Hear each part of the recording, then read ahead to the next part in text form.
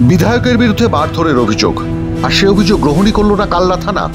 শেষে মুখ্যমন্ত্রীর দফতরের দ্বারস্থ কালনার তৃণমূল কংগ্রেস কর্মী ঋষিকেশ দাস।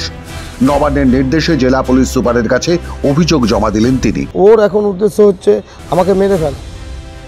কিন্তু কেন একজন তৃণমূল কংগ্রেসের বিধায়ক একজন ছোট ব্যবসায়ী ও তৃণমূল কর্মীকে মেরে ফেলতে চাইবেন, সে কথা জানতে আমাদের পিছিয়ে যেতে হবে আরো অন্তত 9 বছর। এই ছেলেটির নাম শহীদ দাস, বয়স বছর 15, ক্লাস 10-এর ছাত্র। বেঁচে থাকলে 24 বছরের টকবকে যুবক হতো আজ, কিন্তু হয়নি। 2016 সালে ছেলেটি খুন হয় তার সহপাঠীদের হাতে। কালনার জয়মা সিনেমা হলের পাশে সেদিন তারা ক্যারাম খেলছিল। সে সময় এক বান্ধবীকে নিয়ে অশান্তি।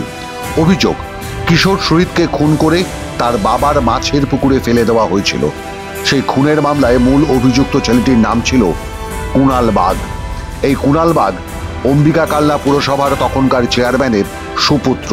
সেই চেয়ারম্যানের নাম দেবপ্রসাদ বাগ, যিনি বর্তমানে কালনার বিধায়ক হয়েছেন তৃণমূল কংগ্রেসের প্রতীকে।